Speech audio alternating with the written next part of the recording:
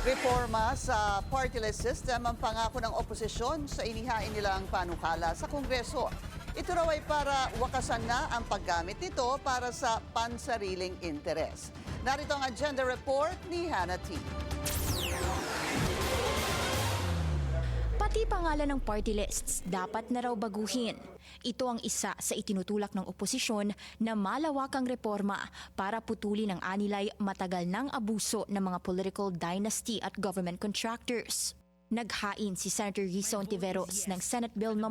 1656 kasabay ng kaparehong panukala sa mababang kapulungan na inihain ng Akbayan Party List na gustong baguhin ang Party List System Act. Sentro ng panukala nila ang tahasang pagbabawal sa mga political dynasty na sumali sa party list system.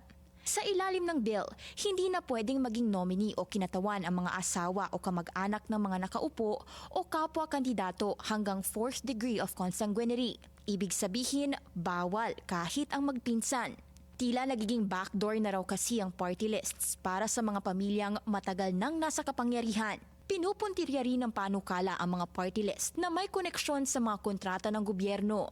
Bawal na raw dapat maging nominee o kinatawan ang sinumang may direct o indirect interest sa mga kumpanyang nagbibid o nakikinabang sa government projects. Malinaw daw na conflict of interest ito, lalo na kung ang isang mambabatas ay pumapabor sa infrastructure budget habang ang kumpanya niya ay nakikipag-compete din sa mga proyekto. Hindi rin dito natatapos sa mga reforma. Gusto rin kasing ipagbawal na ang registration ng mga party list na ang pangalan o imahe ay hawig sa mga TV o radio program, mga government assistance program o pangalan ng mga politiko, celebrity o public figures.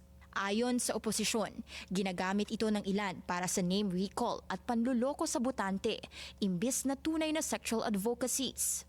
Isa pa sa mahalagang panukala nila ay ang pagtatanggal ng 3-seat cap sa party list system.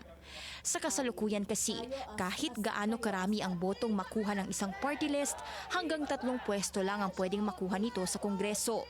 Ayon sa bill, nilalabag daw nito ang diwa ng proportional representation at dapat ay makuha ng mga partido ang bilang ng pwestong tunay na katumbas ng mga botong nakalap nila. Pinakilala ang party list system sa bansa noong 1998 matapos ito maging batas noong 1995.